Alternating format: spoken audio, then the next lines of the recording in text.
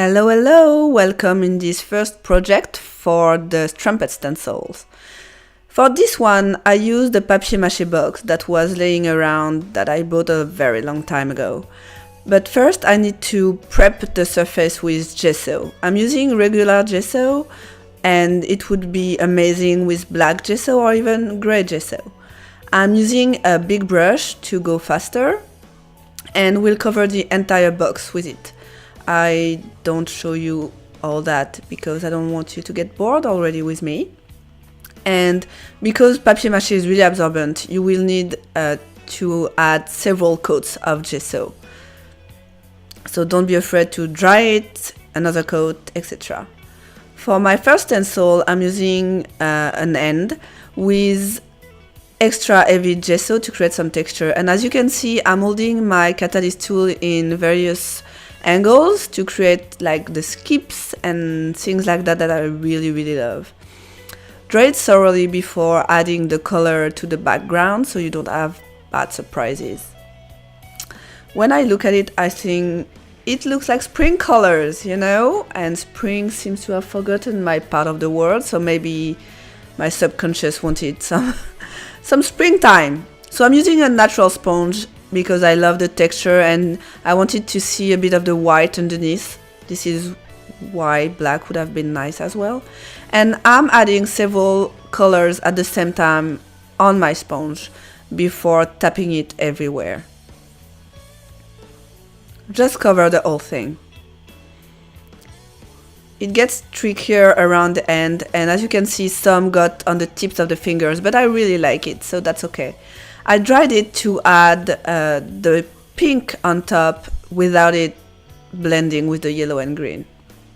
I'm putting back the stencil because it's way easier to add the color on top than just trying to do that without the stencil. See? Easy.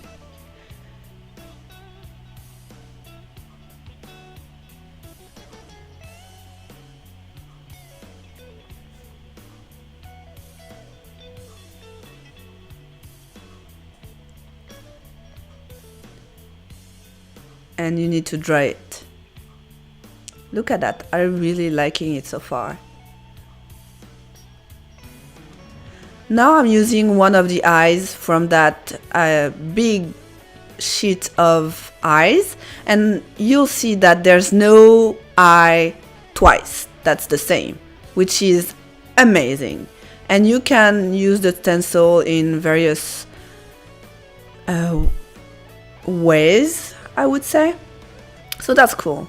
I'm making my own shimmery paint with heavy gel medium and primary elements pigment, but you could use, you know, heavy paint, heavy body paint, or even add glitter instead of pigments. That would be awesome.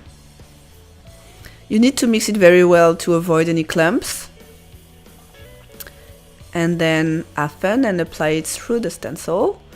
And as you can see, I'm not applying it flat. See, I'm tapping the tip of my catalyst tool to create even more texture. And I did the same with the pink and blended a bit of the two together here and there.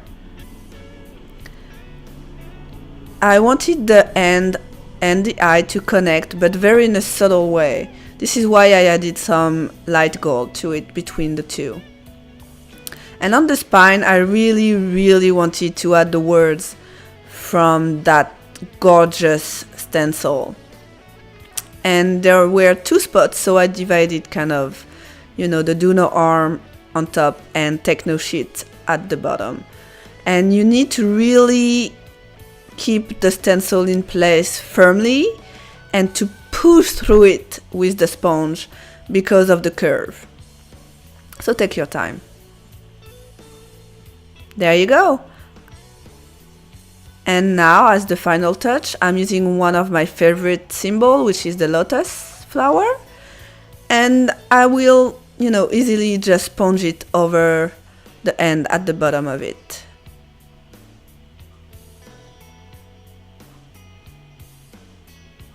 I hope you enjoyed this project. Remember to subscribe and like and share the love.